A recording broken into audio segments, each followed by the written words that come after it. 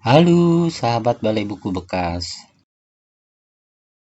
Selama puluhan tahun, banyak anak sanak famili dan orang lain tinggal dan hidup bersama keluarga Buya Hamka, Abdul Malik Karim Amrullah. Mereka inilah anak-anak ke-11-nya, selain 10 anak kandungnya yang tumbuh hingga dewasa. Ada pula yang menjadi anak ke-11 karena ingin diislamkan olehnya, termasuk Muhammad Yusuf, yang kemudian dikenal sebagai Yusuf Hamka. Benarkah dia tak puas dengan apa yang telah diberikan Buya Hamka?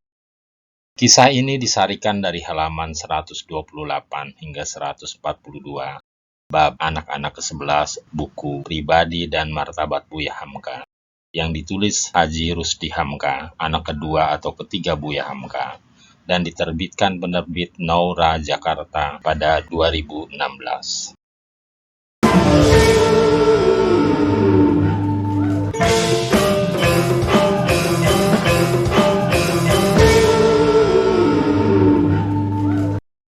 Anak kandung Buya Hamka sebenarnya ada 11, tapi anak pertama, Hisham, meninggal ketika berusia 5 tahun. Anak kedua hingga ke-11 tumbuh hingga dewasa. Cara berurut mereka adalah Jaki, Rusdi, Fahri, Aziza, Irfan, Alia, Fatia, Hilmi, Afif, dan Syakib. Karena itu anak kandung Buya Hamka disebut berjumlah 10 orang. Anak ke-11-nya adalah mereka yang diizinkannya tinggal di rumah sampai menapaki jalannya sendiri. Sejak 1930-an di ujung Pandang, Sulawesi Selatan, ketika baru dikaruniai 1 atau 2 anak, ada anak-anak lain yang tinggal bersama keluarga Hamka. Kadang-kadang usia anak ke-11 ini melebihi anak-anak kandungnya sendiri. Salah seorang yang lebih tua itu adalah Ihsanuddin Ilyas. Pertemuan dengan Ihsan terjadi sewaktu agresi militer Belanda kedua. Saat itu keluarga Hamka tinggal di kota Padang Panjang.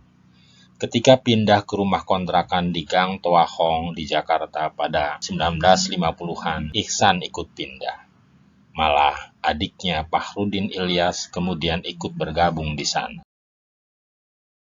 Masih pada 1950-an, bergabung juga M. Zita di rumah kontrakan itu. Sebelumnya, dia dikenal Hamka sebagai Sekretaris Front Pertahanan Nasional atau FVN Sumatera Barat yang diketuai Hamka sendiri. Setelah itu, datang bergabung anak Padang Panjang, Yusuf, dan pemuda Payakumbuh, Mawardi A.W.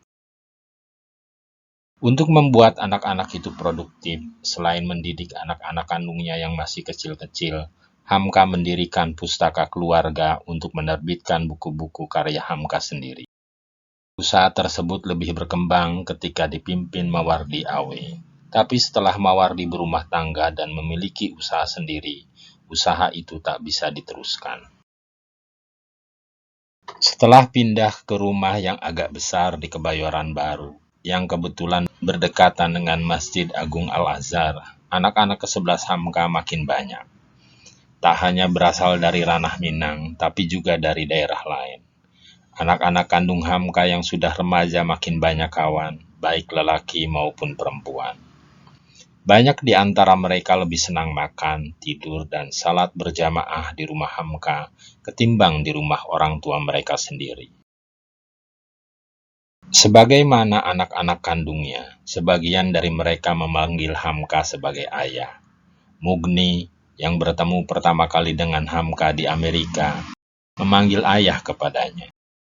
Begitu juga gadis Tionghoa beragama Kristen Elizabeth yang ingin masuk Islam, lalu berganti nama menjadi Mardiah Hayati. Ananda saya anggap sebagai anak ayah yang ke-11. Begitu selalu Hamka menyatakan kepada mereka. Fadli Luran, Lukman Harun, dan Fahmi Hatib juga kemudian menjadi anak-anak ke-11 Hamka. Begitu juga Maulwi Sailan. Setelah punya menantu dan cucu, bila ada yang datang dan ingin tinggal menjadi anak ke-11, Hamka menyediakan tempat di Masjid Agung Al-Azhar. Habib Abdullah, Wahid Zaini, Nurholis Majid, dan Safi Anwar adalah beberapa di antara yang ditempatkan di masjid tersebut. Mereka bertemu Hamka ketika salat subuh berjamaah atau kapan saja mereka kehendaki. Pada masa tuanya, titel anak ke-11 kebanyakan diberikan kepada mualaf. Ketika akan mengislamkan, Hamka menawarkan nama baru yang islami kepada yang bersangkutan.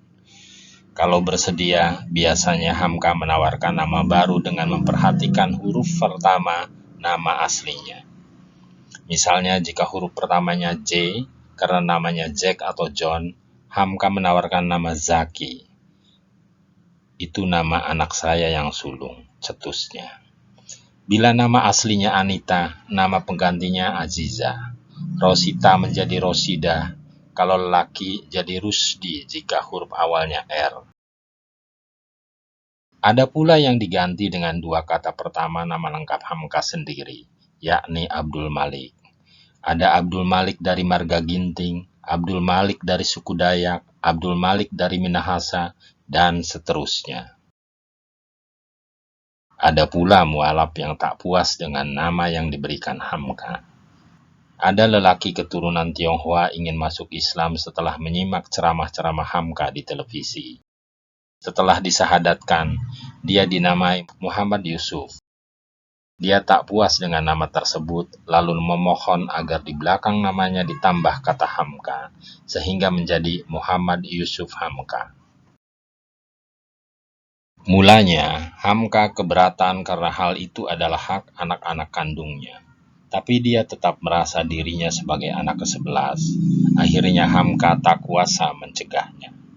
Hamka meyakinkannya bahwa anak ke-11 tak berarti adopsi atau anak angkat seperti menurut orang barat dan tak termasuk ahli waris.